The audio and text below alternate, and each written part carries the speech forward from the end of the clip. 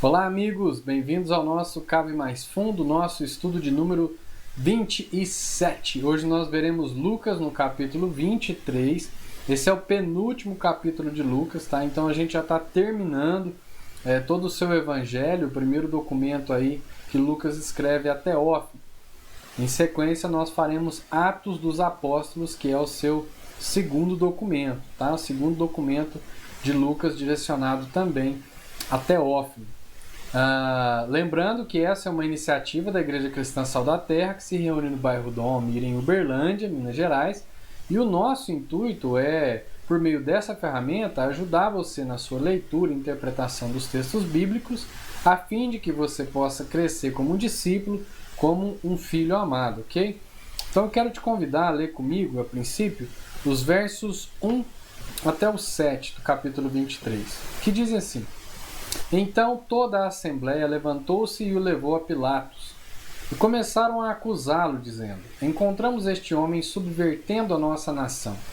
Ele proíbe o pagamento de imposto a César e se declara ele próprio o Cristo, um rei. Pilatos perguntou a Jesus: Você é o rei dos judeus? Tu dizes, respondeu Jesus. Então Pilatos disse aos chefes dos sacerdotes e à multidão: Não encontro motivo para acusar este homem. Mas eles insistiam: Ele está subvertendo o povo em toda a Judéia com os seus ensinamentos. Começou na Galiléia e chegou até aqui. Ouvindo isso, Pilatos perguntou se Jesus era galileu. Quando ficou sabendo que ele era da jurisdição de Herodes, enviou a Herodes, que também estava em Jerusalém naqueles dias. Bom, Jesus já havia passado pelo julgamento religioso e agora, a fim de ser morto, deveria passar pelo julgamento romano sob o governo de Pilatos, que era uma espécie de prefeito da Idumeia, da Samaria e da Judéia. Lembrando que eles estão na região da Judéia, né? Jerusalém fica nessa região da Judéia. Inclusive foi a região onde Jesus nasceu. Ele cresceu na região da Galiléia, mas ele nasceu em Belém, na região da Judéia, na parte mais sul, tá? de Jerusalém, mais abaixo de Jerusalém. Então, só para a gente poder lembrar, numa noite de quinta-feira, Jesus tinha celebrado a ceia, Judas tinha saído já, eles foram para o Monte das Oliveiras, Jesus foi orar, ali ele foi traído, né, provavelmente já bem alto da noite, já bem tarde da noite, considerado para eles já sexta-feira. Aí depois vem a madrugada, né, toda aquela madrugada onde Jesus já preso foi levado a Anás e Caifás, passou por eles, depois foi para o Sinédrio já, e depois é conduzido agora a Pilatos. Lá no Sinédrio, Jesus é acusado de blasfêmia por afirmar-se filho de Deus. O fato de dizer filho de Deus já era um motivo ali de morte, segundo a lei, né? Seria considerado uma blasfêmia e seria motivo de morte, segundo a lei. Porém, eles, estando debaixo de Roma, não poderiam fazer isso sem Roma. Então, o que fizeram? Agora conduziram Jesus a Pilatos, tá? A um governador romano, a uma autoridade romana daquela região, para que ele pudesse então matar Jesus.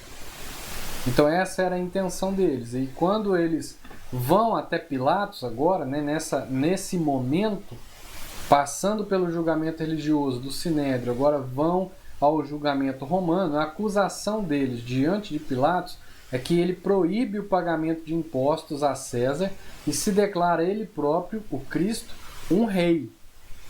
Então ele proíbe o pagamento de impostos a César. Na verdade isso é uma mentira, né? Jesus é questionado maliciosamente sobre isso. Olha, é justo pagar imposto a César, ao Império Romano? É justo? E Jesus diz: olha, me mostra uma moeda. E aí ele vai e pergunta de quem é o rosto aqui nessa moeda. É de César. Então ele diz: dê a Deus o que é de Deus e a César o que é de César. Então Jesus, na verdade, ele enfatiza essa responsabilidade e não tira essa responsabilidade. Ou seja, a sua acusação, a acusação desse povo é falsa. E aí dizem que Jesus se declara ele próprio Cristo, um rei. Então a acusação é que Jesus é o Cristo, e esse Cristo ele é um rei, e de fato é, porém Jesus nunca se afirmou como esse rei que, inclusive, eles tinham expectativas sobre ele, que é esse rei que viria tomar Roma. Jesus não se coloca dessa forma. Ele se considera, assim, existem profecias sobre ele a respeito de ser rei, dessa descendência de Davi, de ser o Messias, e sendo o Messias é rei em um reino, que é o reino de Deus. Então Jesus é, de certa forma, mas também de certa forma não é, né? Porque ele não é nessa perspectiva que o estão acusando. Então outra acusação que é falsa. Caso fosse confirmado que Jesus era inimigo romano, sua sentença seria a morte. Como ambas as acusações são falsas, né? Jesus afirmou que os impostos deveriam ser pagos, e apesar de se afirmar rei, não era um rei político, como o acusava. Então, as acusações eram o quê? Falsas. E aí Pilatos pergunta para Jesus: você é rei dos judeus? E certamente Pilatos já havia ouvido falar sobre Jesus e sobre o seu julgamento, né, que já havia acontecido na madrugada. Provavelmente por isso, tá, ele se dispôs logo pela manhã para poder ouvir o povo. Sua expressão é de surpresa. Você é o rei dos judeus? E por que disso? Né? A resposta à pergunta de Pilatos é uma surpresa, porque Jesus era um homem comum, sua aparência era comum, sua fala era comum. Ele não vinha de forma como quem vem tomar o reino de alguém, como quem vem se impondo como um rei. Ele não vem em linhagem real, ele não vem sobre um animal real, né? Ele não vem, ele vem de forma humilde, tanto a sua chegada em Jerusalém, tudo. Então, há uma surpresa de Pilatos em relação a essa afirmação de Jesus. Então, a resposta de Jesus é uma negação, mas não é uma negação, né? Mas tampouco é uma autoafirmação. Então, quando Jesus é acusado sobre isso e Pilatos vai perguntar para Jesus se ele é o rei dos judeus, a resposta de Jesus não é nem uma negação e nem tampouco uma autoafirmação. Jesus diz: olha, você é quem está dizendo. Então ele dá uma resposta de certa forma neutra, né? Com base em tudo isso que nós já falamos até agora, de que Jesus, apesar de ser rei, não era o rei como o estavam acusando.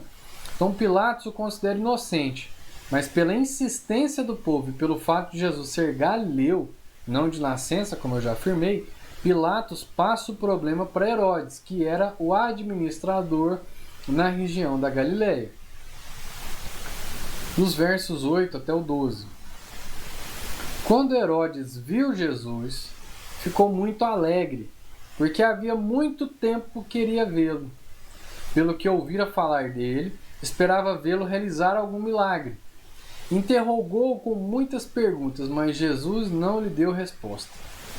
Os chefes dos sacerdotes e os mestres da lei estavam ali, acusando-o com veemência. Então Herodes e os seus soldados ridicularizaram-no e zombaram dele. Vestindo-o com um manto esplêndido, mandaram-no de volta a Pilatos. Herodes e Pilatos, que até ali eram inimigos, naquele dia tornaram-se amigos. Então vamos lá. Herodes viu Jesus e ficou muito alegre. Primeira parte que nós vamos comentar. Então Herodes, que já conhecia a fama de Jesus, viu no momento uma oportunidade de matar sua curiosidade. Então Herodes, seu principal interesse quando viu Jesus, quando levaram Jesus a ele, não era matar Jesus, mas era matar a curiosidade, né? Ele estava curioso. Desde João Batista, né? Herodes que matou João Batista. E aí decapitou, né? A pedido da mulher, da enteada, uma história, né? Filha, agora eu já nem lembro. Mas aí o que acontece? Ele já tinha ouvido falar bastante a respeito de Jesus, mas né, ele ainda não tinha tido esse contato pessoal com Jesus. Jesus já tinha escutado falar: Herodes está vindo aí, Herodes não ouviu falar a respeito de você e tal, né? Isso aí quando Jesus estava passando ali pela região de Jericó, né? Então assim, já haviam muitos rumores, mas eles ainda não tinham se encontrado. Então Herodes estava curioso, porém a curiosidade de Herodes tinha um motivo, né? Ele queria conhecer Jesus, um milagreiro, um mágico, alguém que fazia, que entretinha o povo, que juntava o povo. Não estava levando Jesus a sério como o povo muitas vezes levava, tá? Então o texto mostra que a intenção dele, né, era ser entretido por Jesus, como se este fosse uma espécie de mágico ou coisa do tipo. Herodes não trata Jesus como um criminoso, mas como um fanático religioso que não oferece perigo algum. Por isso, e para satisfazer seus acusadores, zomba de Jesus e demonstra desprezo por ele. Então ele demonstra ali um desprezo por Jesus, tá? Levando Jesus, tratando Jesus como se ele fosse um fanático religioso que não oferece risco para ninguém. Vestindo com um manto esplêndido. Que negócio é esse, né? Então, segundo o Moody, segundo os comentários do Moody, o manto esplêndido era provavelmente uma das roupas que Herodes não usava mais. Então era uma roupa real. Podia ser uma roupa mais antiga, né? Mais velha, não sei. Mas poderia ser aí uma roupa real, né? E que mandou vestir em Jesus para poder zombar de suas reivindicações reais. Essa é uma possibilidade, viu, gente? Quando o Moody faz o comentário, ele faz como muitas vezes a gente faz em vários versículos, né? Usa essa palavrinha aqui, ó, provavelmente, tá? Provavelmente. Então a gente precisa levar isso em consideração. Não sai por aí replicando isso, não, porque era... Não, é uma probabilidade. É um comentário de alguém que dedicou o tempo estudando outros comentaristas, estudando o próprio texto e chega a uma conclusão dessa, de possibilidade, não de afirmação, ok? Herodes e Pilatos, que até ali eram inimigos, naquele dia tornaram-se amigos. Outro ponto, não se sabe ao certo o motivo de desentendimento entre os dois. Possivelmente seja a matança dos galileus por Pilatos. Lucas 13, 1 e 2, tá? Que Jesus mesmo traz esse caso. Então, como a Bíblia não afirma o motivo de desentendimento deles, essa é uma possibilidade que Lucas mesmo traz. Então, Lucas traz essa possibilidade depois, né, que nós julgamos possibilidade, fazendo esse link, e aí depois ele traz esse outro fato. Os dois fatos são apresentados por Lucas, tá? Que Pilatos foi e matou aqueles homens que eram galileus enquanto ofereciam sacrifício, que está lá em Lucas 13, de 1 a 2, nós já até estudamos sobre isso, não sei se você vai lembrar. E depois traz que havia uma inimizade entre eles e agora passa a ter uma amizade, ou seja, fizeram as pazes. E por que fizeram as pazes? Por que o link de possibilidade entre Lucas 13? Porque ao enviar Jesus a Herodes, Pilatos reconhece sua autoridade. E esse certamente foi o motivo da sua reconciliação. Então Pilatos foi lá, tirando a autoridade de Herodes, como ele está fazendo agora, né? Agora levaram Jesus a Pilatos. O que Pilatos faz? Ele é galileu? Então tem que resolver isso lá com quem coordena ali a região da Galileia, né? Manda para Herodes.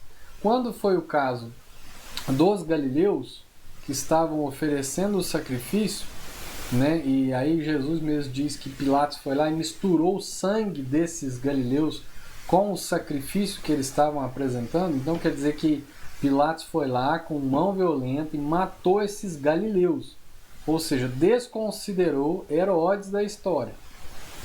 Então por isso traz-se essa possibilidade, ok? Aí a gente precisa levar em consideração o seguinte também. Um crime, quando ele era cometido em determinada região, o responsável por aquela região poderia fazer esse julgamento, tá? Então, de toda forma, se Pilatos não levasse o caso para Herodes, tanto que Herodes depois devolve, se ele não levasse o caso para Herodes, Pilatos mesmo poderia resolver essa situação, ok? Versos 13 até o 25.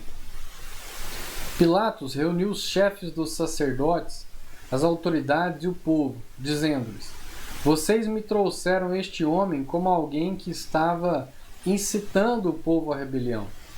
Eu o examinei na presença de vocês e não achei nenhuma base para as acusações que fazem contra ele. Nem Herodes, pois ele o mandou de volta para nós. Como podem ver, ele nada fez que mereça a morte. Portanto, eu o castigarei e depois o soltarei. Ele era obrigado a soltar-lhes um preso durante a festa. A uma só voz eles gritaram: acaba com ele, solta-nos Barrabás. Barrabás havia sido lançado na prisão por causa de uma insurreição na cidade e por assassinato. Insurreição seria uma revolta. Desejando soltar a Jesus, Pilatos dirigiu-se a eles novamente. Mas eles continuaram gritando: crucifica-o! Crucifica-o! Pela terceira vez ele lhes falou: por quê? Que crime este homem cometeu? Não encontrei nele nada digno de morte. Vou mandar castigá-lo e depois o soltarei. Eles, porém, pediam insistentemente, com fortes gritos, que ele fosse crucificado, e a gritaria prevaleceu. Então Pilatos decidiu fazer a vontade deles. Libertou o homem que havia sido lançado na prisão por insurreição e assassinato, aquele que eles haviam pedido, e entregou Jesus à vontade deles. Vamos lá. Ele nada fez que mereça a morte. Jesus foi examinado por Pilatos e Herodes, e nenhum dos dois encontrou nele crime de morte. Sua sugestão é o castigar e depois soltar. Então nem Pilatos nem Herodes encontraram em Jesus crime de morte. Então, para crime que não era de morte, para algo que fosse leve, o que era feito? Dava uma surra, uma coça e liberava o sujeito, para ele poder ficar esperto e não cometer aquilo de novo. Então o que Pilatos está propondo com Jesus é isso: deixa que eu vou dar uma lambada nele aqui, eu vou surrar ele aqui, vou liberar, que ele não vai falar isso de novo, ele é um cara de boa, vou deixar ele embora. Mas eles não aceitaram esse tipo de punição. Jesus já vinha sofrendo, viu? Jesus já vinha sofrendo desde que os soldados o pegaram. Então ele vem sofrendo lá, ele sofreu na casa do sumo sacerdote, ele vem sofrendo humilhação, espancamento, tá? Ele vem apanhando de soldados durante todo esse tempo. Então era isso aqui ainda mais intenso que Pilatos propôs, né? Mas eles não aceitaram. Ele era obrigado a soltar-lhes um preso durante a festa. De onde vinha essa obrigação? Por que o texto diz que havia essa obrigação? Então era um costume, tá, que havia se criado, não sei desde quando, certamente Roma trouxe isso como uma regalia, como uma forma de agradar esse povo a partir do momento que eles entraram ali na região, né, dominando. Então provavelmente foi daí. Então se criou esse costume que anualmente um prisioneiro político fosse solto na época da Páscoa. Então era uma vez ao ano um prisioneiro político que o povo escolhia era solto, né? A obrigação, no caso, se dava em respeito ao costume que se havia criado. Então é daí que vem a obrigação. Lembrando que Roma tratava do quê? De alguns crimes específicos, inclusive aí entre eles o de insurreição ou de rebeldia. Tá? Então, Herodes poderia ser visto, talvez até por alguns, pela coragem de se rebelar contra Roma, né? E no meio disso causou um assassinato, beleza, mas ele causou assassinato porque ele se rebelou contra Roma. Tá? Então ele poderia ser visto por alguns até mesmo como um herói. Não sei aí se ele estava ligado a alguma facção, a algum grupo mais extremo, né, da época, não sabemos, não há afirmativa, mas é uma possibilidade por conta daquilo que são os crimes dele. Esse crime de insurreição é o crime de quem se rebela, de quem não aceita a ordem, a imposição de Roma sobre eles, tá? Ou sobre ele, ou sobre eles. E isso era bem visto, de certa forma, sobre um povo que esperava sair dessa prisão, dessa escravidão de Roma o quanto antes. Então o homem que havia sido lançado na prisão por insurreição e assassinato, então após insistir com o povo por 3 vezes que Jesus era inocente de sua acusação, Pilatos insistiu com eles 3 vezes, não adiantou. Pilatos então cede ao clamor do povo e solta Barrabás, cujos crimes são descritos por Lucas deixando claro que era do conhecimento de todos os presentes. Então todos os presentes ali conheciam que crimes eram os de Barrabás. Entregou Jesus à vontade deles. Então a forma de governo de Pilatos fica clara nesse episódio. Após considerar por 3 vezes a Jesus como um inocente, Pilatos aceita entregá-lo ao povo para ser crucificado como criminoso para evitar maior tumulto. Então qual foi o veredito de Pilatos diante de Jesus? Ele é inocente. Pronto. Pilatos declarou que Jesus era inocente. Por 3 vezes ele fez isso. E ainda assim, aí já entra aquela questão mais política, né? Para evitar um conflito maior, para evitar uma rebelião, para conseguir controlar o povo de forma tranquila sem ter que usar da força. Ele vai lá e fala assim: então é isso que vocês querem? Então tá bom, então eu vou liberar aí, vocês me deixem em paz. Foi isso que ele fez. Versos 26 até o 32. Enquanto o levavam, agarraram Simão de Cirene, que estava chegando do campo, e lhe colocaram a cruz às costas, fazendo-o carregá-la atrás de Jesus. Um grande número de pessoas o seguia, inclusive mulheres que lamentavam e choravam por ele. Jesus voltou-se e disse-lhes: Filhas de Jerusalém, não chorem por mim, chorem por vocês mesmas e por seus filhos.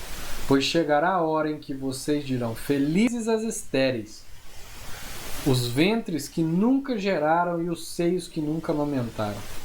Então dirão as montanhas: caiam sobre nós, e as colinas: cubram-nos. Pois se fazem isto com a árvore verde, o que acontecerá quando ela estiver seca? 2 outros homens, ambos criminosos, também foram levados com ele para serem executados. Então vamos lá. Fazendo-o carregá-la atrás de Jesus. Não era costume o próprio condenado carregar a sua cruz, ou pelo menos a barra horizontal, né? No caso, aquela onde os seus braços foram colocados, vertical ou horizontal, tá?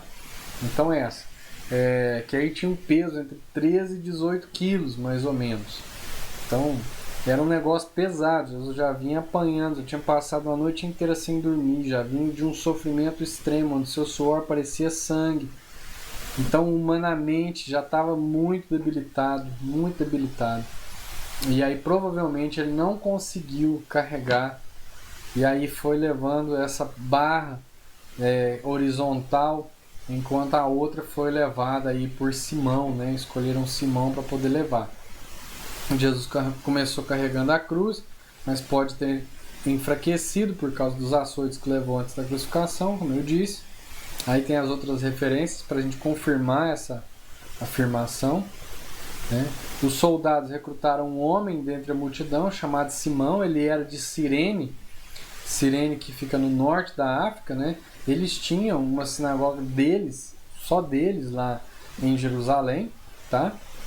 Posteriormente, os seus filhos ficaram conhecidos na igreja. Em Marcos 15, 21, fala que Simão era pai lá de 2 camaradas que eu não me lembro o nome agora, depois você dá uma olhada lá em Marcos 15, 21. Então, quando cita isso, quando cita esses nomes, provavelmente esses homens, Simão foi conhecido ainda mais pelo nome em favor dos seus filhos que pertenciam à igreja, ou seja, que eram cristãos. Não se sabe, não sabemos se esses filhos já eram cristãos, se Simão, que ajudou Jesus a carregar a cruz, se converteu e depois conduziu seus filhos à mesma fé. Então nós temos aí várias possibilidades, mas o que nós sabemos é que lá em Marcos 15, 21, menciona o nome desses filhos de Simão, tá? Por provavelmente pertencerem à igreja, inclusive, que Marcos pertencia, cuidava, e por isso conhecemos a história de Simão. Tá? Lembrando que Lucas, para poder construir o seu relato, né, parte desse relato é por meio de escritos, parte que foram documentados, inclusive o próprio Evangelho de Marcos, e parte também por testemunhas. Apesar de Lucas não presenciar esse momento com Jesus, né, cabe a gente lembrar aqui, ele não foi um dos discípulos, ele pelo contrário andou com Paulo, mas foi atrás, né, no tempo que Paulo esteve preso naquela região, ele foi atrás de pessoas, conversou com elas, e aí dessas pessoas ele tira os seus registros, os seus detalhes no seu evangelho. Ok? Filhas de Jerusalém, não chorem por mim, chorem por vocês mesmas e por seus filhos.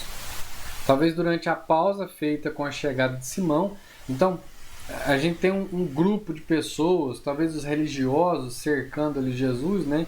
Aí vem Simão vindo lá do campo, vindo de fora, né? Provavelmente hospedado fora de Jerusalém e vindo pela manhã para poder participar da festa. Aí eles vão lá e pegam ele que provavelmente chegando depois, chegou até próximo de Jesus, tomaram dele e colocaram ali. Nesse intervalo, porque Jesus, com toda dificuldade, carregando um pedaço de madeira pesado, com quase 20 quilos, e ainda pronunciar um discurso, então esse discurso provavelmente foi feito no momento desse intervalo, em que o Simão, em que pararam e Simão foi então fazer toda aquela movimentação logística para poder ajudar Jesus. Então é nesse intervalo, provavelmente, que ele vai discursar para essas filhas de Jerusalém. Quando fala filhas de Jerusalém, são as mulheres que eram da região de Jerusalém e que pranteavam, e não aquelas que vinham seguindo Jesus desde a Galileia. Ok? Então Jesus agora fala com as mulheres de Jerusalém que pranteiam sua morte. Jesus afirma que a situação do povo é muito mais terrível que a dele. Ele fala isso com base na destruição de Jerusalém. Então ele está falando, olha, situação, o pecado de vocês, tá? Porque ele diz que a destruição de Jerusalém vem por causa dessa dureza, por causa dessa negação, ou seja, por causa do pecado. Então aí ele vira para essas mulheres e fala, ó, a situação de vocês é pior que a minha. E vocês não sabem ainda, mas vocês deveriam chorar por vocês, pela situação de vocês e pelo que virá a acontecer, e não por mim. Porque o dele, né, já morreu e ressuscitou. Se fazem isso com a árvore verde, o que acontecerá quando ela estiver seca? Ou em outra tradução, que talvez seja melhor, né, no lenho seco. Então, quando ela estiver seca, parece que está falando da mesma árvore, no sentido de que Jesus amadurecido, né, algo do tipo assim. Mas não é. Segundo eu vi vários comentários, tá? E ao que parece não é isso. Então, no discurso para essas mulheres de Jerusalém, Jesus cita esse provérbio. Isso era um provérbio. Se fazem isso com a árvore verde, o que acontecerá quando ela estiver seca? Isso é um provérbio. É possivelmente usado para poder falar sobre a inocência de Jesus.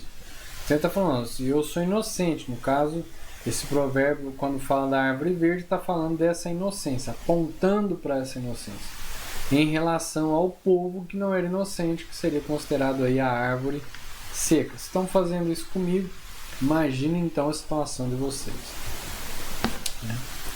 Versos 33 até o 38. Quando chegaram ao lugar chamado Caveira, ali o crucificaram com os criminosos, um à sua direita e o outro à sua esquerda. Jesus disse, Pai, perdoa-lhes, pois não sabem o que estão fazendo. Então eles dividiram as roupas dele, tirando sortes. O povo ficou observando, e as autoridades o ridicularizavam. Salvou os outros, diziam. Salve-se a si mesmo, se é o Cristo de Deus, o escolhido. Os soldados, aproximando-se, também zombavam dele, oferecendo-lhe vinagre. Diziam, se você é o rei dos judeus, salve-se a si mesmo.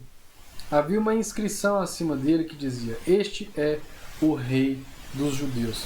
Olha só, cabe, antes de entrar nos comentários, naquilo que eu escrevi, cabe uma observação muito interessante a gente ver aqui, que o caráter de salvação de Jesus não é o de salvar a si mesmo, tá? Não é. Por isso Jesus não cede a sugestão deles. Você quer provar que é o Messias? Salva a si mesmo. Então Jesus não tinha que provar que era o Messias, e muito menos o caráter da sua salvação ou do seu ministério messiânico é a salvação de si mesmo. Não. A característica do ministério messiânico e a característica da vida cristã não é a salvação de si mesmo. mas é o sacrifício para a salvação do outro. Ok?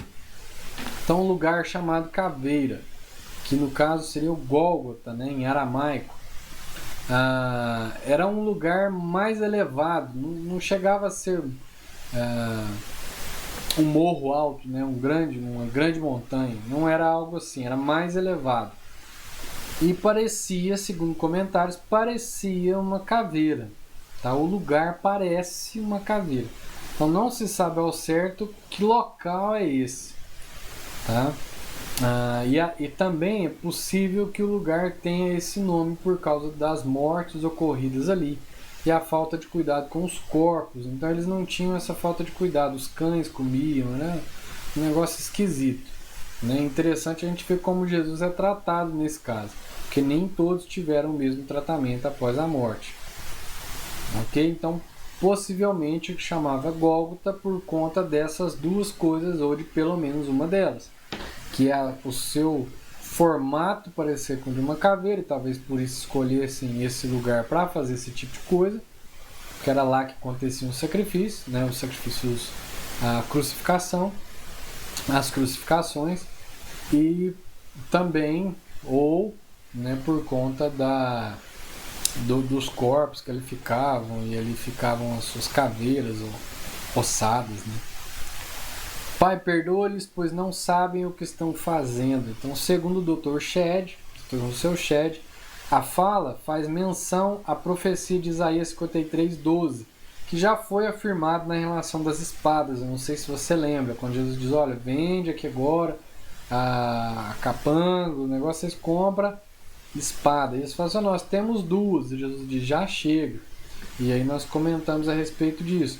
Porque quando Jesus vai lá e cortam a orelha, né, e tal, já está se cumprindo tudo isso, que diz lá em Isaías 53:12, que ele,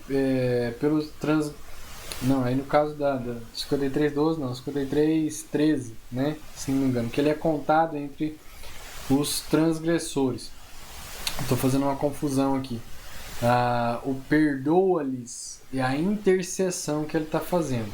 Então isso é Isaías 53:12, ok? Já fazendo a minha correção aqui.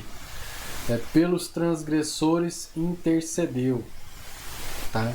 Então, segundo o Dr. Russell Shedd, aí é o cumprimento dessa profecia de Isaías 53:12. A outra, se não me engano, é Isaías 53:13. Tá? E é outra situação, já me corrigi. Por favor, fique atento. Revela o coração misericordioso de Deus diante do pecador. Isso é comentário do Dr. Russell Shedd, tá? Que ele ama infinitamente, com base em João 3,16, enquanto o mesmo pecador agir em ignorância. No caso, ele cita Atos 3,17 e 17,30. Aí eles insistem com ele, né? Salve-se a si mesmo. Então a crítica era fundamentada em ignorância e com base em raciocínio óbvio. Se Jesus era o Messias, o Salvador, por que não salvava a si mesmo? Eles não enxergavam a forma como Deus estava agindo para poder salvar. Então, na ideia deles era uma questão óbvia. Se ele tem tanto poder, por que ele não salva a si mesmo? Versos 39 a 43. Um dos criminosos que ali estavam dependurados lançava-lhe insultos. Você não é o Cristo? Salve-se a si mesmo e a nós. Mas o outro criminoso o repreendeu, dizendo, você não teme a Deus, nem estando sob a mesma sentença?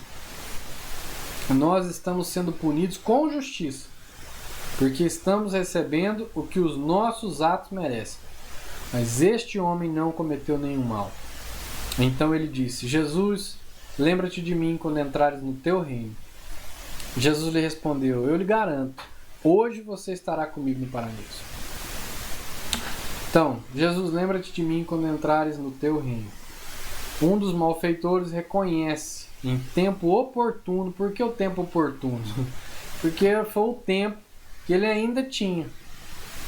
Esse foi o tempo oportuno. Não deu tempo dele mudar muita coisa. Ele estava preso e preso ficou até morrer. Foi morto logo em seguida. Tá? Mas esse foi o tempo oportuno, né? Que Jesus reconheceu que Jesus é de fato inocente e verdadeiro rei do reino eterno, né? Do reino eterno. O outro, ainda em situação onde exigia-se pela lógica da razão, com base no medo do que vem depois da morte, exigir maior respeito, né? Mantém a zombaria. Ele diz, olha, vamos ler de novo. Você não teme a Deus nem estando sob a mesma sentença? Então você não teme a Deus nem estando aqui nessa condição. Esse cara sabia que daqui a pouco tempo ele seria morto, né? A maior coisa que assombra todo mundo, ainda mais um povo nessa época, é o que vem depois da morte, tão influenciado pela religião, né? Talvez até mais que nos nossos dias. O que vem depois da morte? O homem nessa condição deveria estar tomado desse pavor. Ainda assim, nesse momento, sustenta essa zombaria. Essa é a repreensão que ele faz, né? Então, ele ainda assim mantém essa zombaria, enquanto o outro vai lá e reconhece. Eu lhe garanto, hoje você estará comigo no paraíso.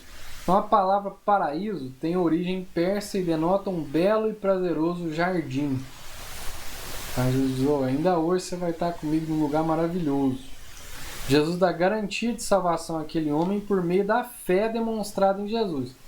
Então cabe a gente observar isso, tá? Jesus só garantiu a fé daquele homem, só garantiu a salvação daquele homem com base na fé que ele demonstrou.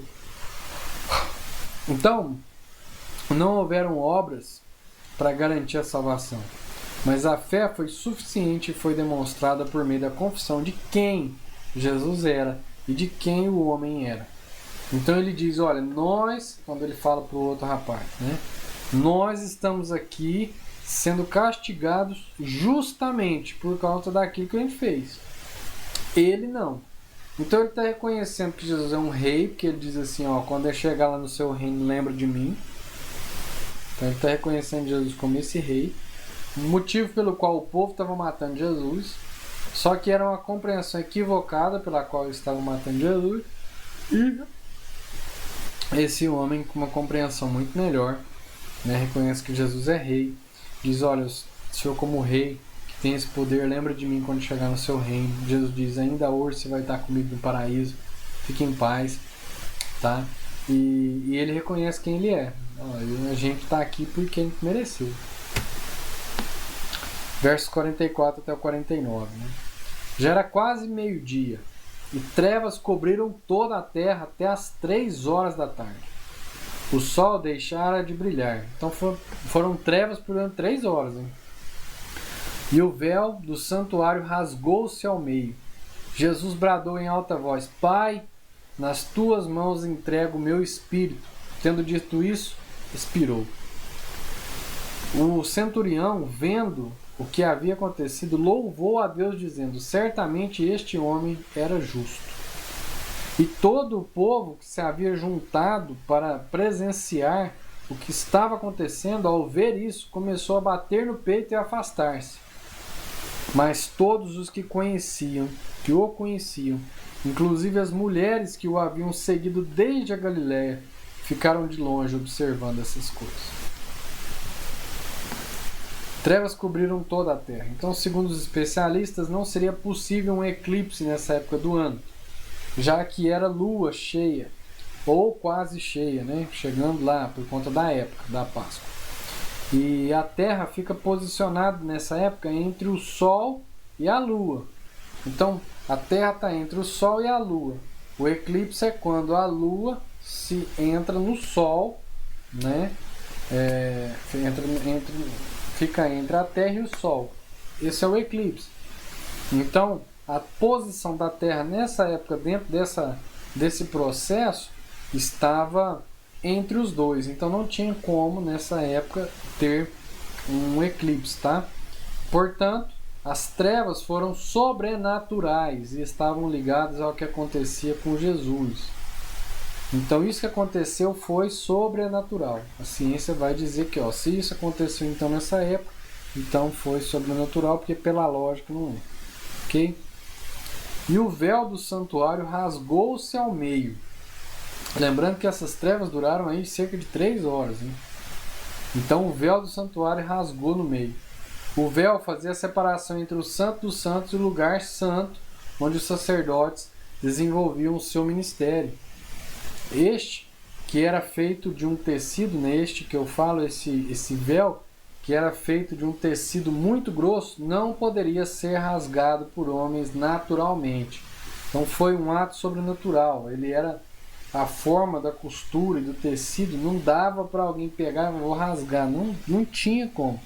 Então o véu rasgado também não aconteceu de forma natural, foi sobrenatural. Começou a bater no peito e afastar-se. Então aquele povo que estava contemplando, que foi lá ver o que ia acontecer com Jesus, diante daquela escuridão, daquele tempo que se fechou numa tarde, por cerca de 3 horas, né? E ficando sabendo dessa notícia do véu, que rasgou, esse povo começou a ver que tinha um negócio estranho, aí eles batiam no peito e começavam a afastar, assustado.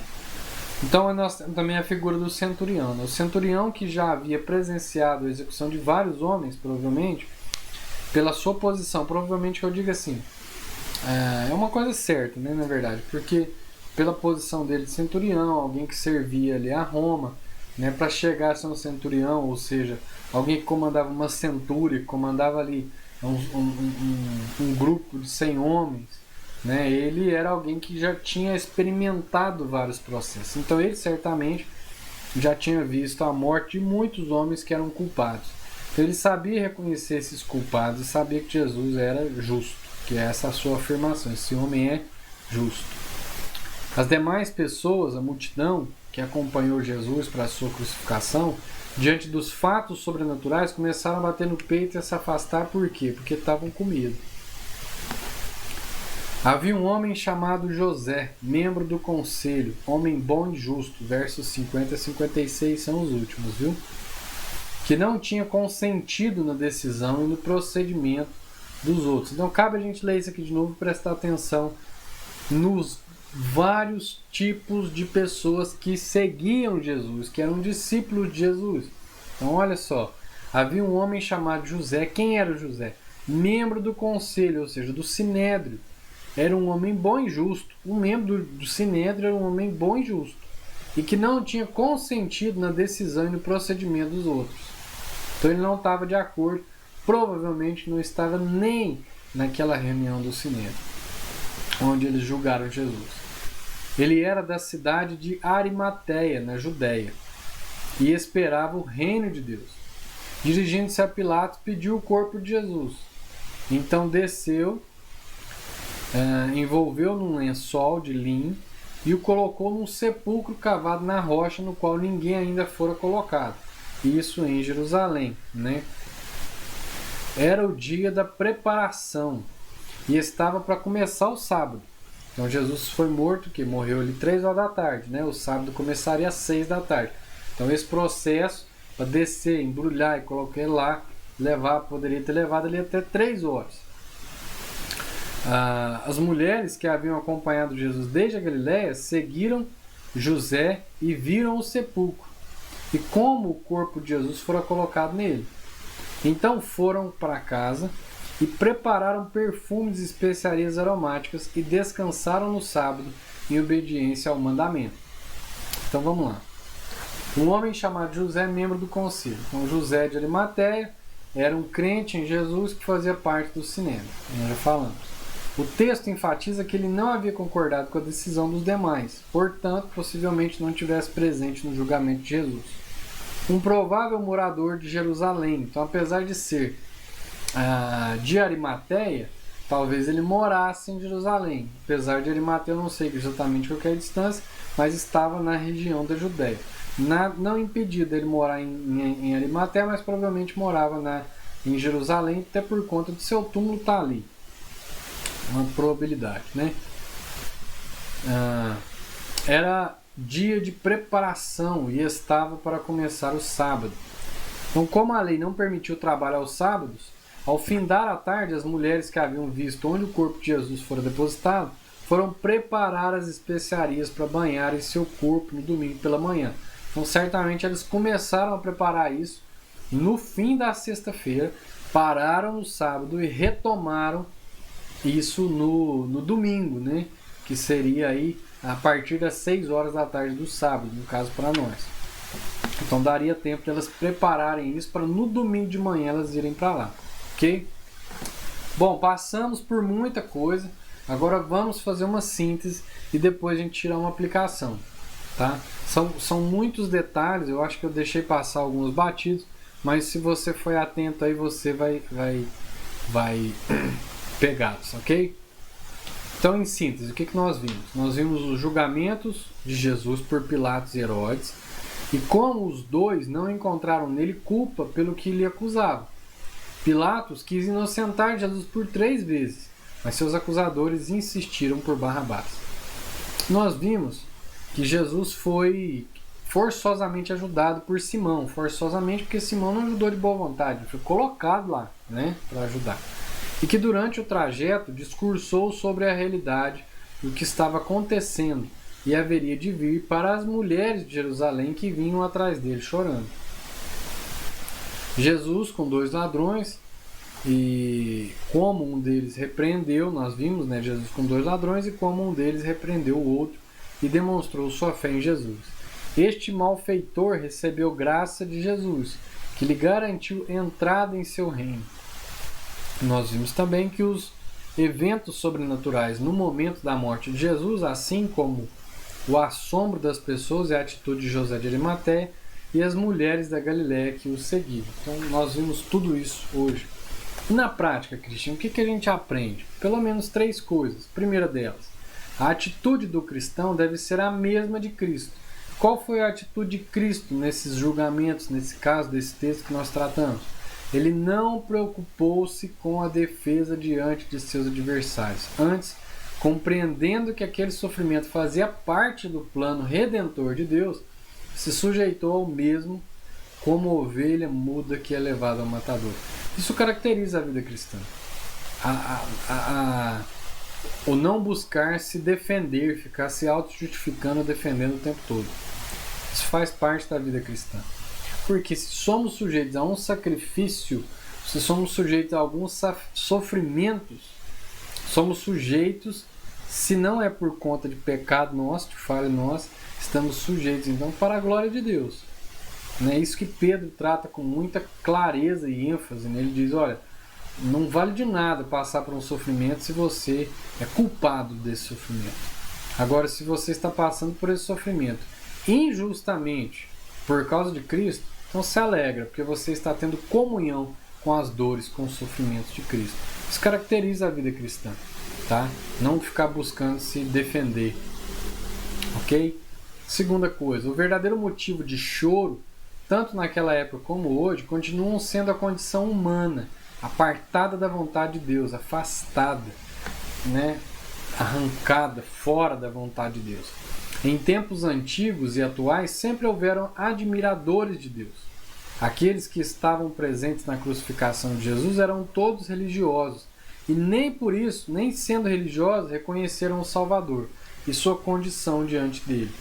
Tal reconhecimento veio dos lugares menos esperados, do malfeitor ao seu lado e do centurião que participou do evento. O centurião reconheceu, esse homem é justo. E também aquele malfeitor que estava do lado de Jesus na cruz. Tá? Então, o que é motivo de choro? O motivo de choro é a condição humana. Quando a gente reconhece a condição humana, reconhece quem é Deus, aí sim a coisa caminha bem. Agora, quando a gente, mesmo sendo religioso, agarrado às coisas a respeito de Deus, não reconhece quem a gente é, a miséria que temos, e quem é o Deus que pode nos dar uma água, que mata a nossa sede, nos transforma do nosso interior, né? Faz fluir rios de água viva, então nós não estamos entendendo a coisa certa, do jeito certo, ok? Terceira coisa, o véu se rasgou, ou seja, o lugar da presença de Deus não está mais restrito a um templo, pois em Cristo Deus se revela intimamente, na intimidade, independente se está no templo ou não está. É através do Filho que se conhece a Deus como Pai. Então é através do Filho que a gente conhece a Deus como Pai. Sem o Filho ninguém conhecia a Deus como Pai. Okay?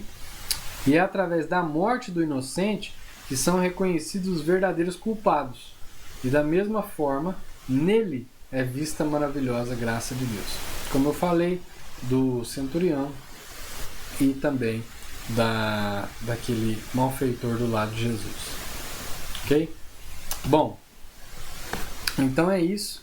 Né? Eu espero que tenha contribuído aí com você para a sua leitura e interpretação. Espero que tenha te ajudado e não te atrapalhado, tá bom? Se você gostou, curte. Se ainda não se inscreveu, se inscreva no nosso canal. Comente se você tem alguma coisa a acrescentar, alguma coisa até que você discorda, desde que seja de forma bíblica, tá? Use aí a própria interpretação do texto para você dizer, é isso, não é isso, traga fatos históricos, ok? E a gente está aberto aí para poder crescer junto. Mas se você curtiu, se você entende que isso vai ser bom na vida de alguém, compartilhe. Sempre ao compartilhar, use as hashtags Cabe Mais Fundo, Vem Pro Dom, Igreja que Serve. Até a nossa próxima segunda-feira, às 19 horas, com o estudo do último capítulo de Lucas, capítulo 24, tá? Que Deus abençoe a sua semana e aí continua firme com a gente.